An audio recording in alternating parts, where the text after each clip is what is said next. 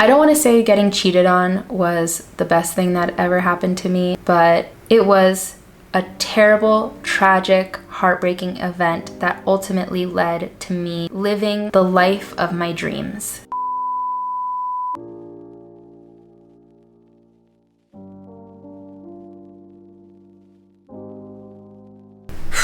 Okay. Hey friends, welcome back to my channel. I know it's been a long time, and to be honest, this was not the video that I was expecting to do to make my comeback. But this is a video that I desperately need to make in order to move on from something really traumatic that happened to me 2 years ago this week. Now, the story I'm about to share with you is really traumatic. It is heartbreaking. It is rage-inducing. If you see my chest get red or splotchy, that is my body's response to telling this story, even though it happened 2 years ago and I'm in a completely different place in my life than where I was when this story took place. It is something that still affects me to this day, which is why I wanted to make this video. I want to make it really clear my intentions for making this video. I'm not making this for you to pity me. I'm not making this for you to have sympathy for me, to stand up for me. I don't need you to defend me, and I don't need you to feel sorry for me. I am blissfully on my own path of healing. I am in an amazing place right now in my life and only going farther. And this is a journey that I have to take by myself. So I'm not seeking validation. I am not seeking vindication from this. My vindication from this whole story is my own healing and my own ability to keep moving forward in my life and living my life for myself. I will also be sharing receipts in this video of things that were sent to me in relation to this story. This video obviously includes people other than myself. I am one of the victims of someone else's narcissistic choices. So there are other people that are involved in this story. This video is not meant for you to contact anyone who is involved in this story if you happen to know them. I will not be including any personal information. I will just be using the first initial of their name. I just really want my story to be heard and understood. I know that as a woman, when women speak out against the abuses of a man, the women are questioned. They are told that they are lying, they are making it up, that they are overreacting, that they're not even worthy of this interaction with this person. The list goes on. And so for that reason, I wanted to include actual receipts just in case anyone thought that I am for some reason making up this video. Everything that I'm gonna say in this video is 100% truthful. I have no reason to lie about anything because, like I said, I'm not trying to attack. If I wanted him to really feel the wrath of my pain, he would have felt it. But I made the decision to remove myself from the situation and to take 2 years to heal before coming out and sharing my story. I imagine that there are going to be some people who watch this video and think that I don't have a right to make this video. You might be upset with me for sharing this story, angry, or just thinking mean or hurtful things in your head about the fact that I'm sitting here and sharing this. If you are upset with me for sharing this story, please remember that I wasn't the one who wrote this story, but it is just as much my story to tell, and I have the right to tell it. The reason why I'm telling this story is A, to let go of it for myself because I am deeply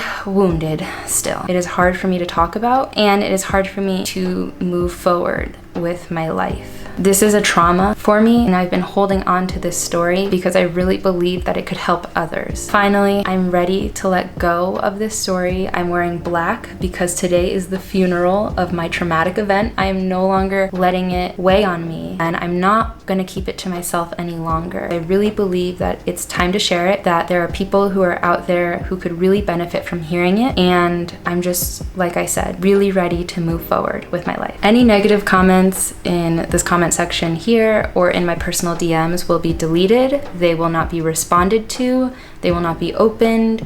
You will not get any attention for any negative comments that you send my way. So don't even waste your breath. All right, now time for the story. This story is going to be long. It is dramatic. It is sometimes funny. It is most of the time enraging. It is infuriating, heartbreaking, sad, disappointing, all of the things, and it's a long story. Every point that I make in this story has a reason for why it is said. So please, at the beginning of this video, pay attention to what I'm saying and trust me when I say that that you need to remember it for the end. Now that you are warned that this video is a long one, please go grab your popcorn, go grab your drinks, grab water, grab a soda, grab a juice, grab some holy water. We're gonna need it.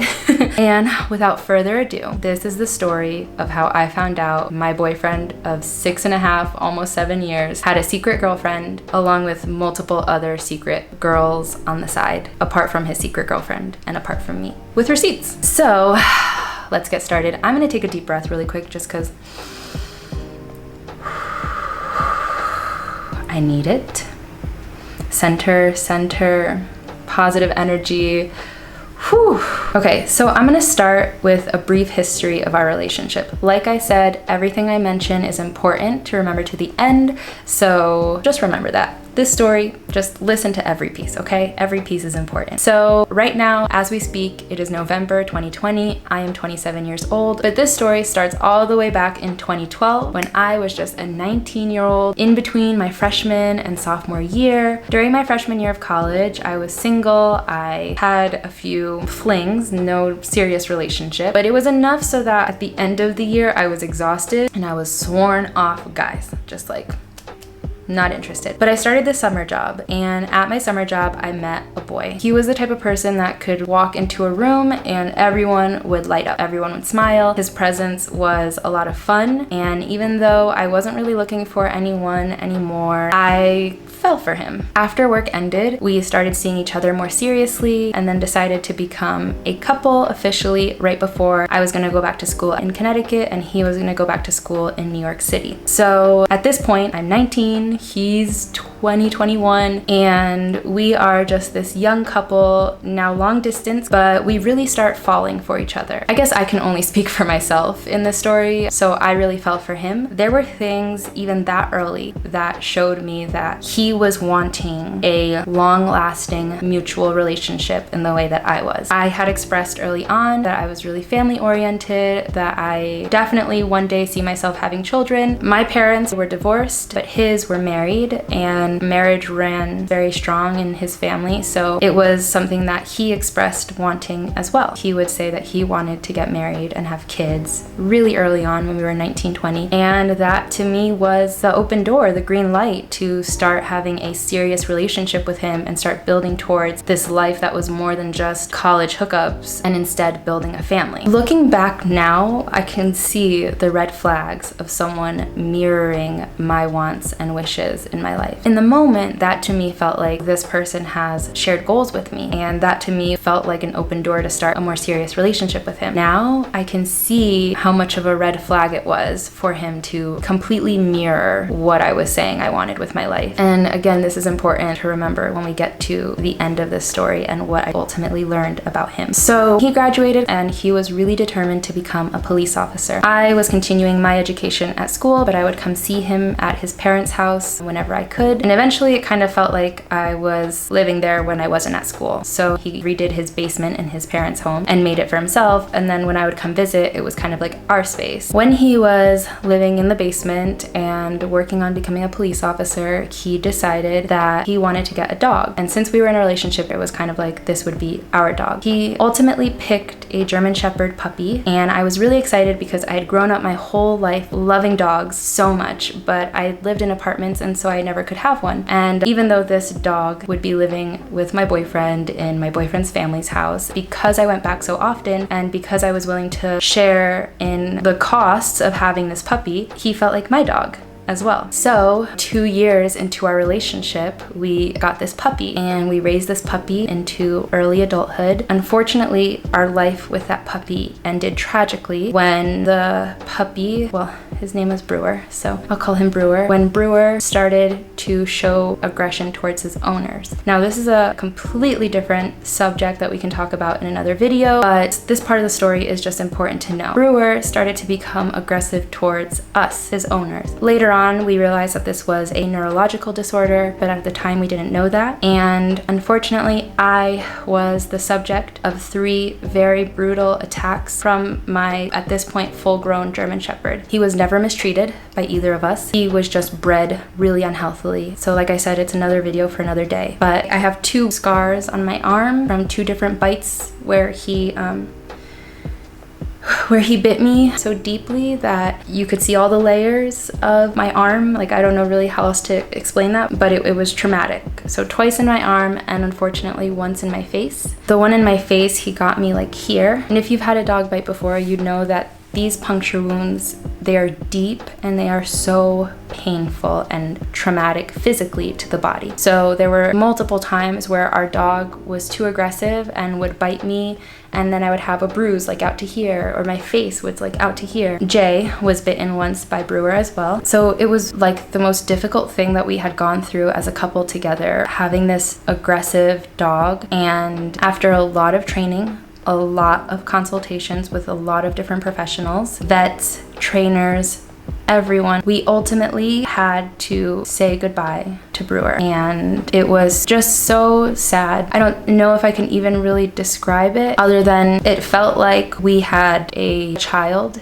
a being that we both loved and cared for, whose well-being was dependent on us, and we had to say goodbye to him. So it was really, really sad, but we made it through together. I really relied on him in those moments and in others to help me make sense of the world, to help me feel better about things when things went wrong. And at the time, I felt so secure in my relationship with him, fully supported, fully loved, fully understood, and safe. Again, really important to remember for the end of this video. Apart from that, we traveled a lot together. Our first trips were to Italy, Paris, and Spain. We took a Christmas vacation in Europe. It was our first time traveling. I fell even more in love with him and our life together.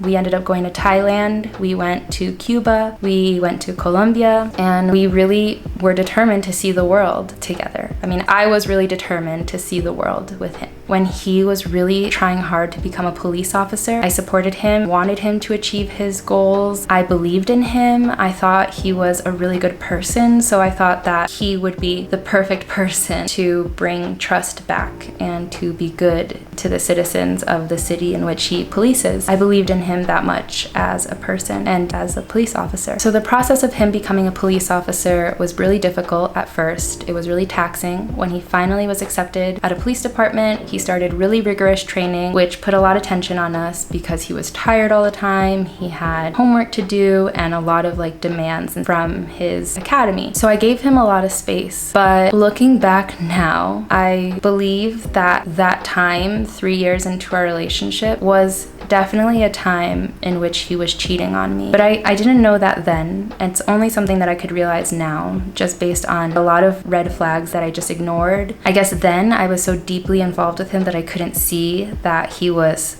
separating himself from me. But now, knowing what I know, I believe that that was one of the times that he was not being fully faithful to me. But after he became a police officer, I graduated from school and I moved in with him in the basement of his parents' home. We really talked about the life that we wanted to build together. I became a preschool teacher in his hometown, got to know a few of his childhood friends or acquaintances just on my own without meeting them through him, which to me felt like an accomplishment of independence because I was establishing my own community within his. But even now, saying those things out loud, that is not healthy, that I was establishing my community within his community, because eventually things for us went really south. And when you make your whole community your partner's community and then you break up, it can be really difficult to pick yourself back up and regroup with the right people around you. And I just want to say too that when I moved into the basement, it was a mutual decision, and the idea was that we would be there to save up so that we could eventually buy our house, so that we could eventually get married and have children. So like I said, I got a job at a local preschool. My mom eventually moved to this town. So now the only person that I was really tethered to, my mom, was in the same space as my boyfriend, who I was ultimately tethered to. For me, this was the perfect win-win. I had all of my loves of my life in one space, and I was ready to build my life. The life that we had built for ourselves, by the time he had graduated and I had graduated and he got himself a job and I got myself a job, it seemed like things were going according to plan. The plan being we get married, we have kids, we live happily ever after. But I wish now that I could have recognized the red flags then that were really present, but I just completely ignored because I didn't want to see them. One example of this is a trip that he did with his friends from the police academy.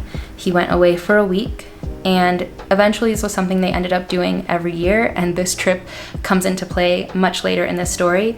But the first trip that they took together was a trip to Florida, and I just remember I really wanted to make a good impression on his friends. And the night before he left, I wanted to make them all a little goodie bag of like hangover cures and things that they might need on their boys' trip.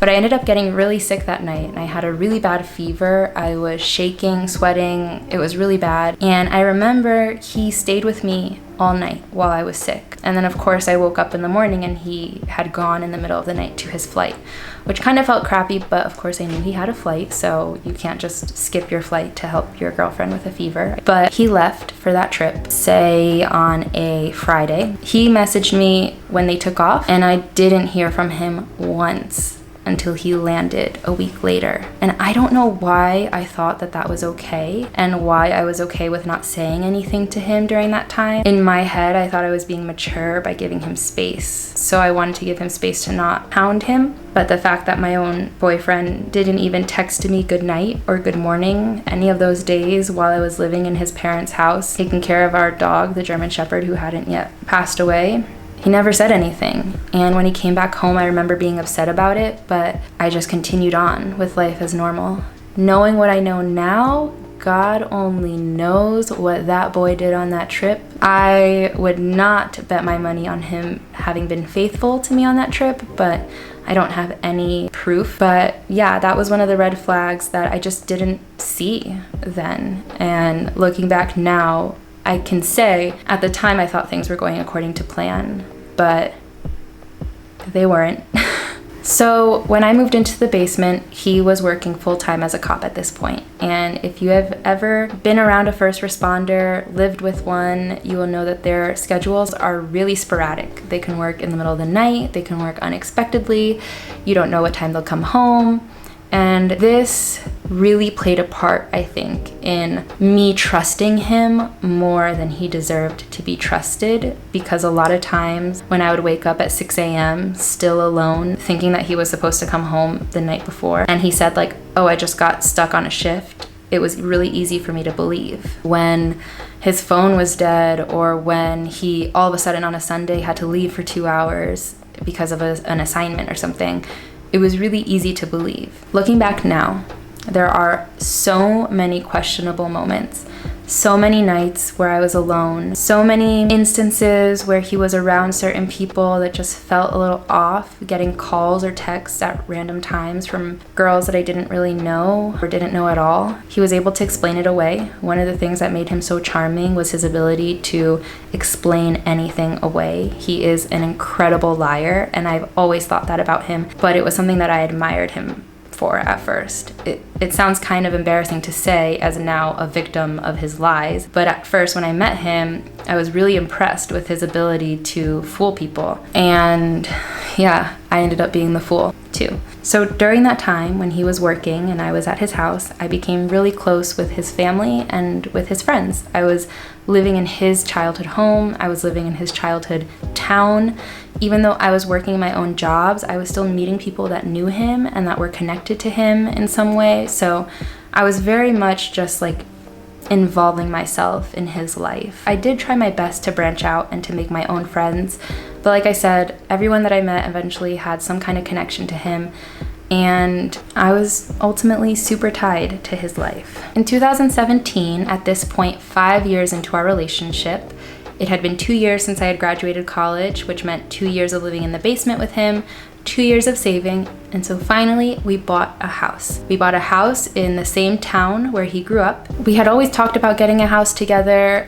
I had always grown up in apartments, and so to be able to get a house felt like an incredible accomplishment and a privilege. And so when we were able to accomplish that together with our joint efforts, it was incredible. We got a house that was pretty big. It was a colonial 2 floors. It had 4 bedrooms, a giant backyard. It had 2 garages. This was the house where I thought our family would be created.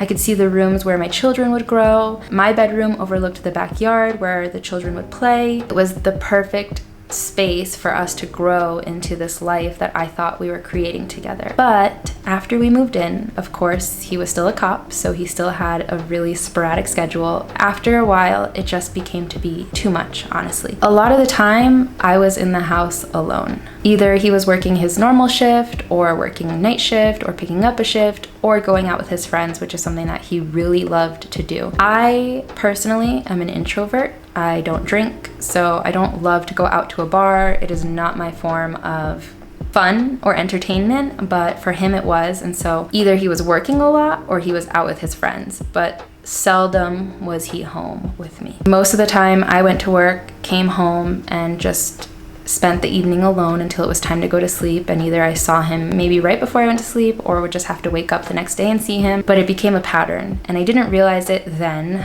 but it was a pattern that ultimately weighed me down heavily. Because I was alone all the time, and now that we had this big house with a big yard, we decided that it would be a good time, and at this point we were healed enough to get a new dog, another dog. So in January of 2018, about 6 months into owning our house, we adopted a black lab named Sam, and he was the perfect piece to the puzzle. He ran around that backyard with his tennis ball, his tail wagged in every room of the house. In a lot of ways, it finally felt complete to have him. But at the same time, as complete as it felt to have Sam in the family, I still felt this incredible burden of having this house and being alone in it all the time, and feeling like I was always having to force my partner, the future father of my children, my husband, to spend time with me enough to continue evolving our life. I felt like he wasn't putting any effort into our house. I felt like he wasn't home. A lot of the burdens of fixing up our house, furnishing our house, maintaining our house, our budget, our finances, taking care of the dog,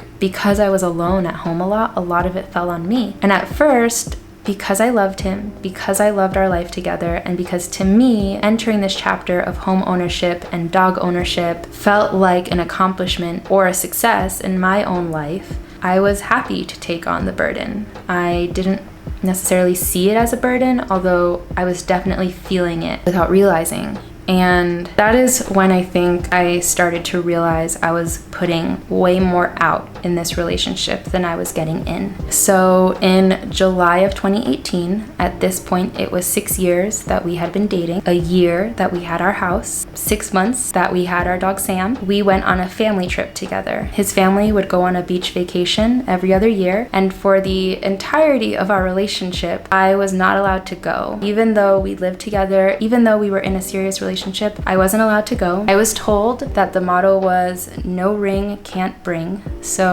I would stay home at his parents' house and take care of his parents' dogs each time that he went on the trip. I think they took 3 trips altogether before I was allowed to come. And like I said, they're every other year. So when it got to the 3rd time and I still wasn't there, it was so frustrating because it felt like I just wasn't being honored as his partner because I didn't have an engagement ring. And even though we talked about marriage a lot together, he was really weird about engagement. He said early on that he didn't want to get engaged until people started saying, oh, you guys have been together for a long time, when are you going to get engaged? He would say that he wanted to wait until we got to that point. Then this whole no ring, can't bring situation comes up, and I'm sitting there wondering, okay, well, we're building our life together. We're buying a house together. I want to get engaged now, but you're still saying you're not ready. After buying our house, I got to the point where I was ready to be engaged. I was ready to be married and to start moving forward, because I think when you wrap yourself up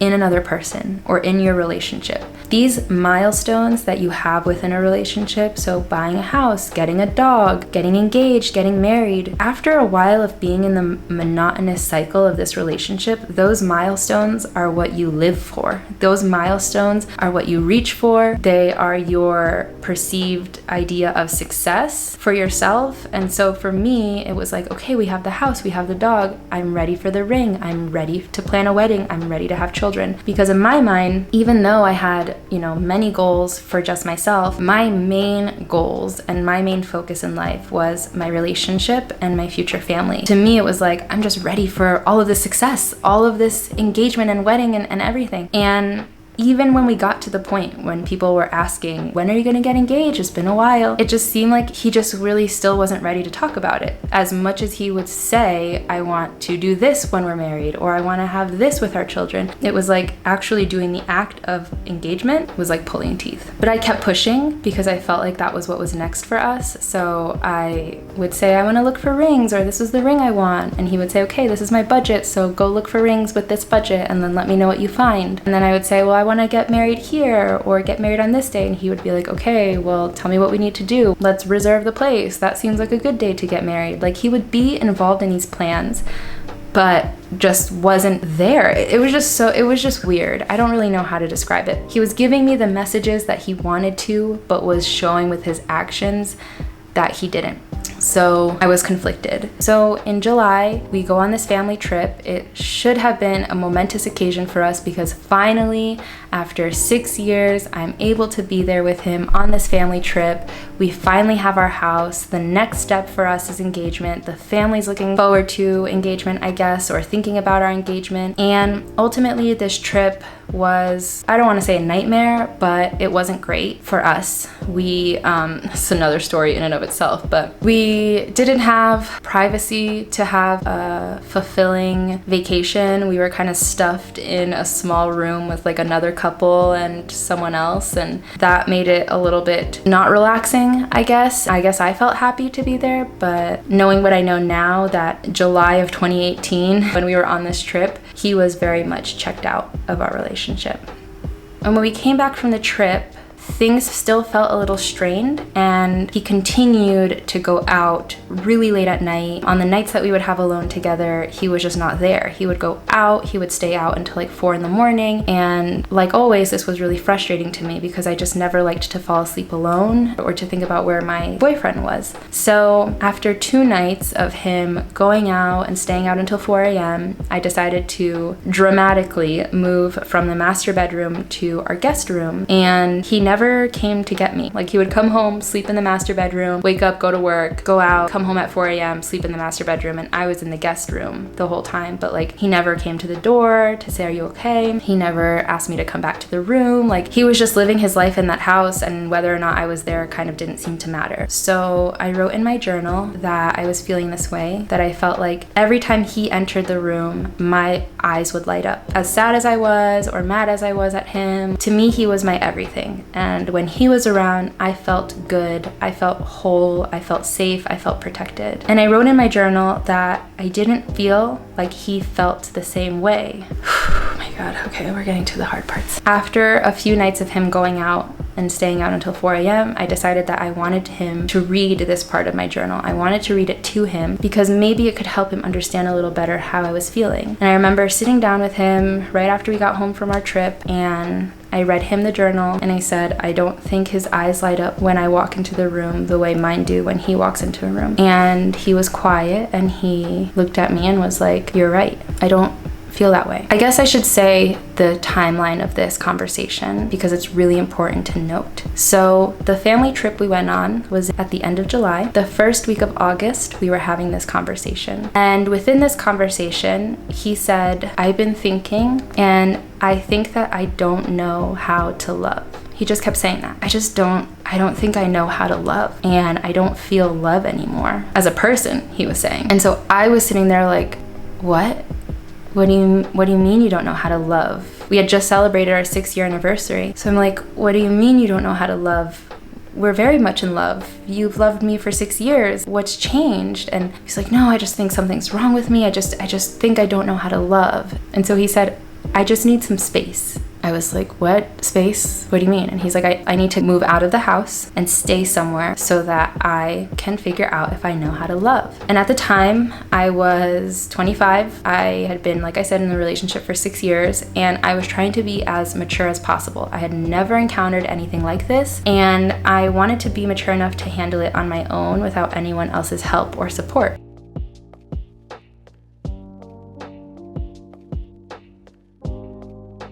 So I said, okay, what do we need to do? And he was like, okay, well, I'm gonna stay. He gave me a choice. He's like, would you rather I stay at my parents' house or at my friend's house who's also going through a breakup? And I fully trusted him. So I said, whichever one makes you feel best, go there. And he was like, okay. he was like, I think that we shouldn't text. Obviously, we still had the house together. We had our joint finances together that needed to be taken care of weekly. So he was like, we can text about house stuff, but we shouldn't text each other like on a day-to-day basis. I need space. I was like, okay, are you breaking up with me? And he would just be like yes and no. I was sitting there like, what do you mean?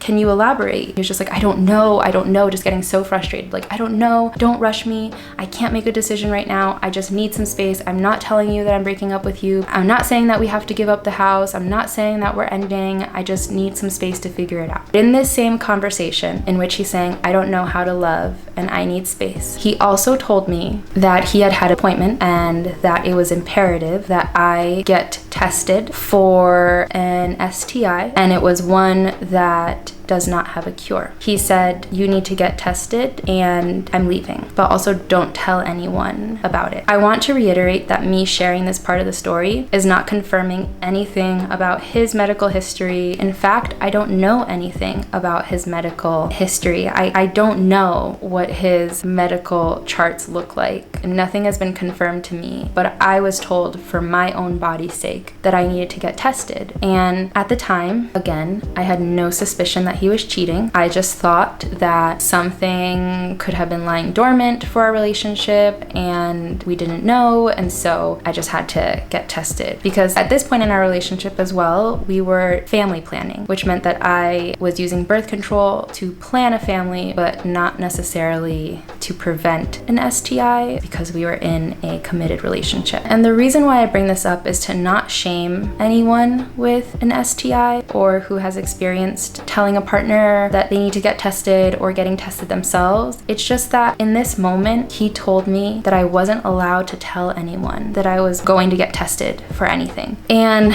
also leaving me in the same breath. And so the next day, without anyone knowing anything at all, I took myself to the doctor's office and I sat in the waiting room. Like, just thinking back on that memory now feels like I was in a black room. It was scary to not have anyone by my side. It was scary to not have anyone know that I was going through this. And I'm not gonna lie, it was scary to get tested. Again, I don't want to stigmatize STIs. It's just, I really believe that when you are going through something like this with your body, if you are someone who could benefit from having a support team or a support person, I highly recommend it because there are a lot of feelings that are involved, and in my opinion, it's best to not have to do it alone. But I did, because even when he left me, I still felt like I had to protect him. And ultimately, the tests for me came back okay, so I was able to not focus on that so much and just continue moving forward with maintaining the house and trying to, I guess, maintain a relationship that I didn't know whether or not was going to continue. After he left and we stopped talking, every day just felt so difficult. I remember the day after he told me that he had to leave, I still had to work. So the next morning I woke up with this giant pit in my stomach, like dread, just sadness.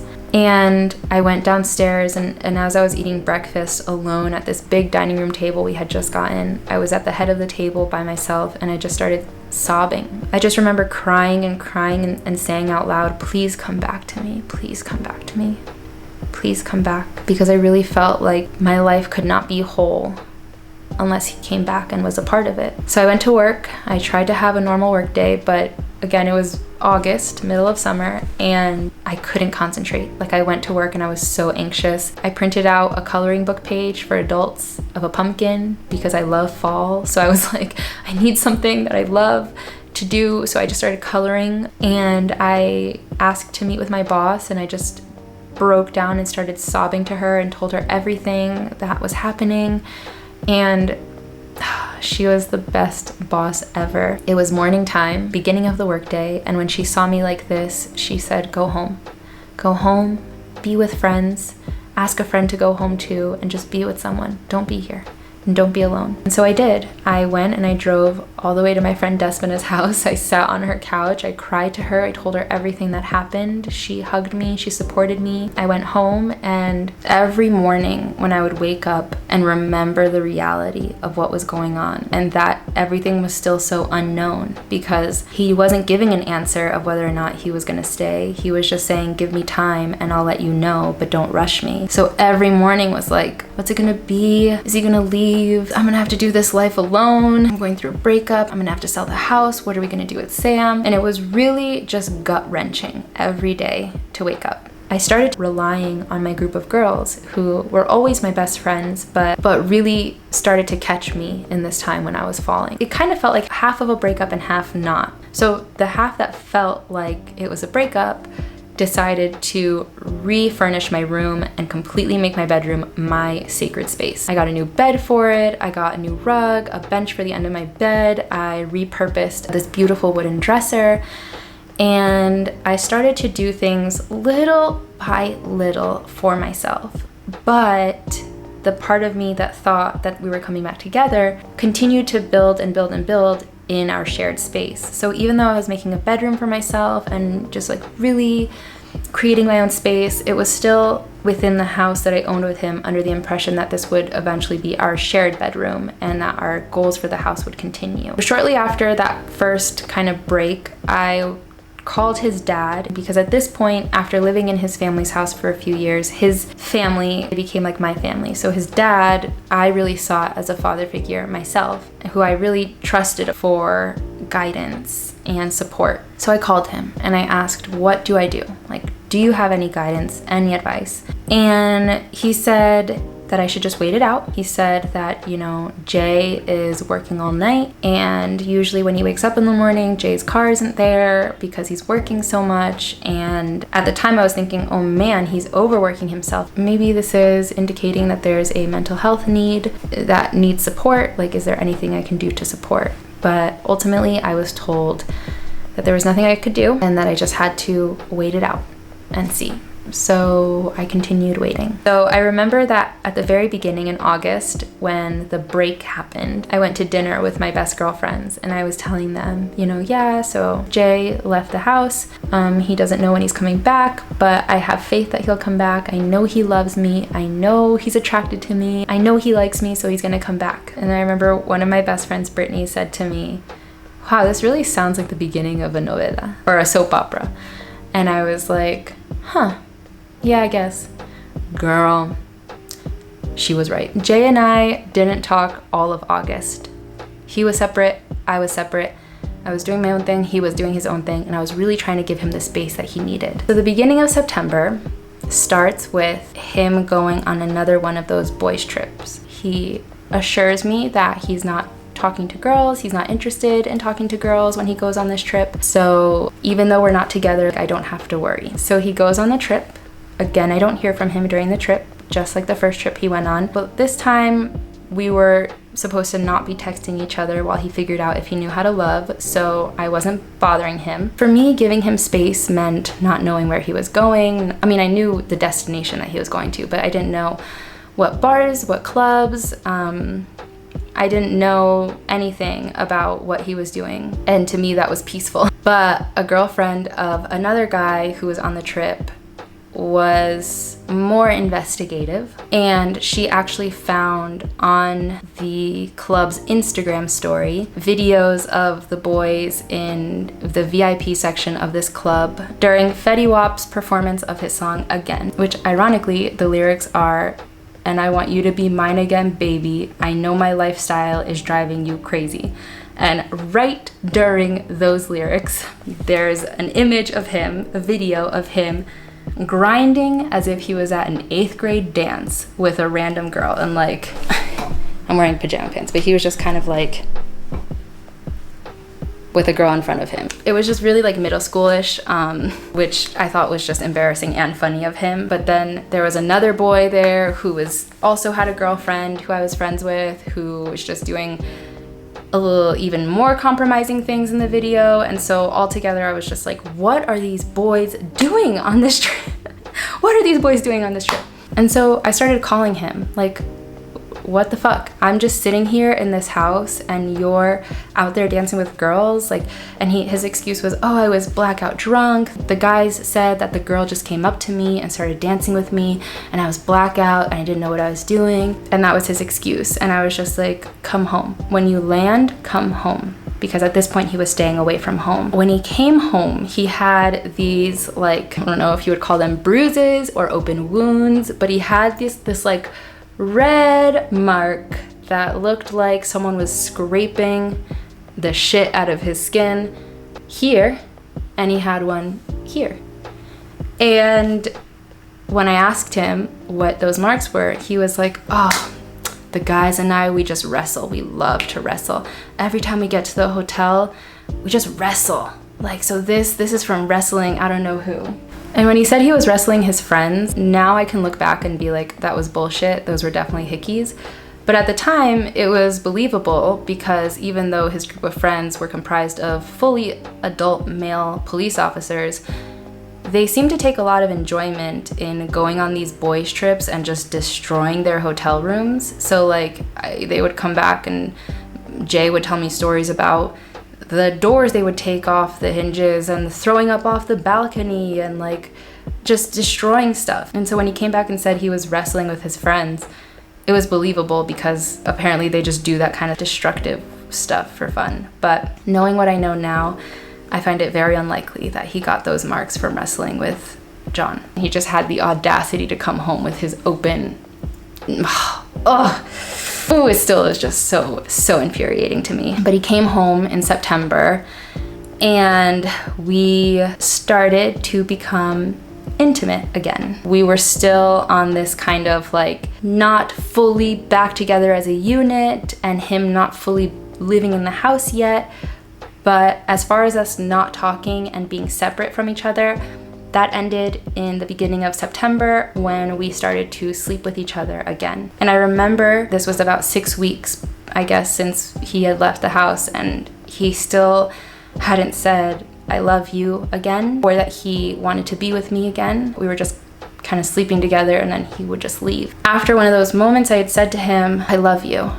And then I was like, I'm sorry. And he was like, why are you sorry? And I was like, I'm sorry, I said I love you first. And he was like, oh, who cares? Who cares? It's just like, why would you say that? It's just like, I was waiting for 6 weeks for him to say, I love you to me again. And then when I accidentally blurted it out, his response was, who cares who says it first? It was just so nonchalant. It was really his world. He was just living it up. September was an interesting month because we had planned to fly to a wedding in Hawaii, his best friend's wedding, and it was going to be my first time going to Hawaii. It was a friend of his that I really loved and admired, and I was just really excited to go on this trip.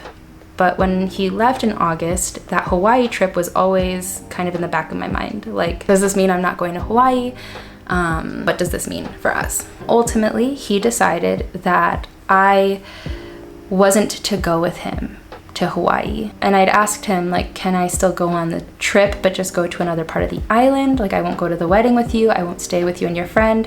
Can I please just still go to Hawaii? And he was like, no, I think it's best if we return your ticket and you can use that ticket to book a flight to somewhere else. So we canceled my Hawaii ticket, and when he got to the airport, he was texting me like, I'm so sorry I'm putting you through this. I promise things are gonna get better, and just know things are gonna get better. So he went to Hawaii, he went to the wedding, he texted me throughout his trip, and he would text me things like, I just went through your whole Instagram and you're so beautiful. Every picture is so gorgeous and I miss you so much. And he would say like, I can't wait to see you when I come home. So after his trip ended in Hawaii, he came straight to my house. He didn't yet move in, but more and more we rekindled our romance. And by the time October came around, he was apparently ready for us to be in a full-fledged relationship again. October is my favorite month, Halloween is my favorite holiday, and so in October, he decided that he wanted to give me a full fall date day in order to ask me to be his girlfriend again. So he wasn't yet living at the house, but we decided on a Saturday would be our date day. So Saturday, he picked me up He took me to a cidery, he took me to a vineyard, and he took me to a play at a local university of the Addams Family, which was what we were for Halloween the year before. And at the end of the day, he slept over our house for the first time, and the energy felt weird, but I didn't think about it that much and was just happy that he was finally home after so long of wondering whether or not he was going to come back home, whether or not our relationship was over. Finally, that difficult period in my mind was ending, and October was going to be the month that we rekindled our relationship. So after that date day, we were back together officially. He moved back into the house. We kind of started going back into our normal routine. And I ended up using my ticket from Hawaii to travel to Los Angeles to visit one of my best friends, Vanessa, and just to have a change of scenery. So the week before Thanksgiving, at this point it's November, Jay is living in the house again. And while I'm in LA, there were a lot of good moments, but I think because of where I was in life, I just was still struggling to even enjoy my moments in LA. And during those struggles, I would message him and express that to him. I'm struggling, I miss you. And there would be times where I was struggling to the point of crying, and I would communicate that to him, like, I'm upset, I'm crying right now. His response was, would a sexual conversation help?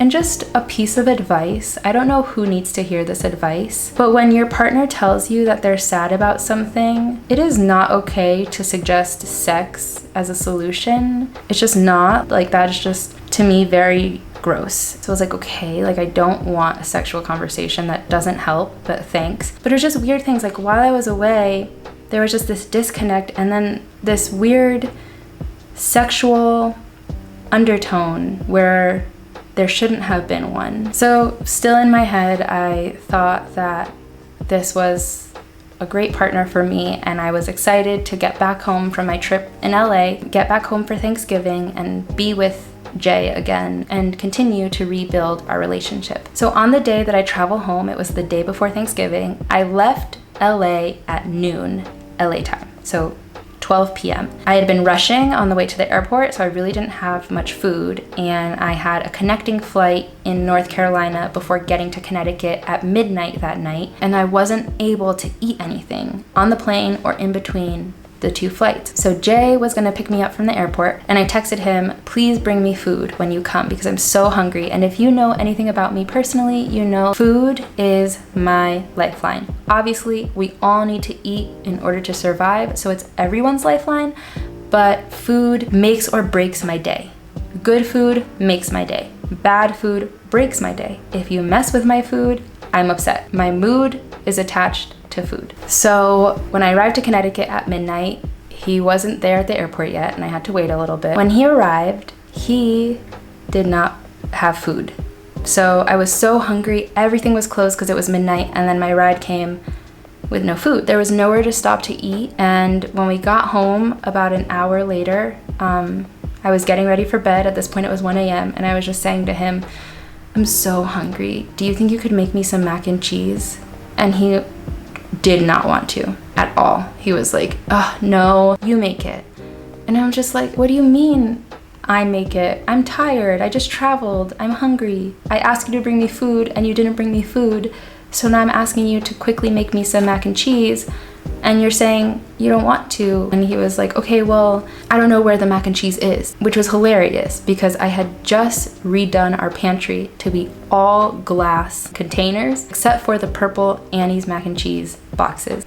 When he was like, I don't know where it is, I was like, can you use your eyes? Like, I was so upset. And I'm telling this for an important reason, so remember that mac and cheese, ladies and gentlemen, please. So he ultimately doesn't make me any food. Ultimately, I go to sleep because I'm tired. And the next morning I wake up, it's Thanksgiving. I go and spend Thanksgiving with my family. He spends Thanksgiving with his, because even though we're technically back together, at this point it had been 6 years since I had spent a holiday with my family. I'd always spent them with his.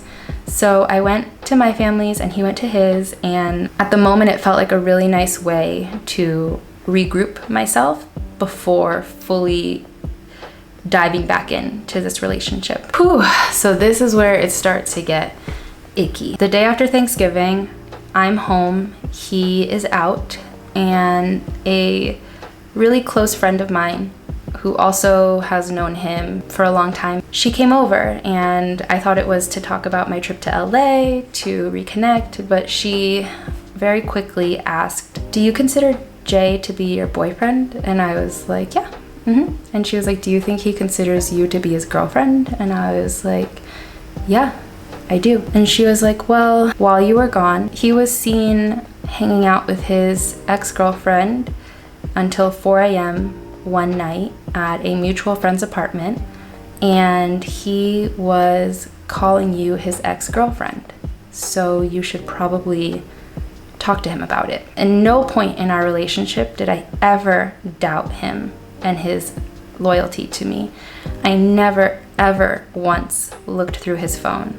I never snooped on him. I just fully trusted him. And so when she said, "You have to confront him about this and look at his texts," she wasn't suggesting that I look through his texts without his permission, but to confront him and ask him to show me his texts. So he came home, and we had a detached garage, which is where he parked. So he parked his car, and as he was walking into the house, I demanded that he bring me his cell phone. And he asked why, and I said, "I know you were hanging out with your ex while I was gone. Bring me your cell phone so I can see what you were saying." That was a mistake on my part, because he went to his truck and got his phone, and then when he came back, if you're me and I'm him, this is what it looked like. He stopped in front of me, fidgeted around with his phone really quick, and then gave it to me. And when I looked at it, there was no message thread with the ex-girlfriend. So right in front of me, he had deleted his messages with her. But he had left some other messages on his phone. So right in front of him, I started scrolling through the messages, and I saw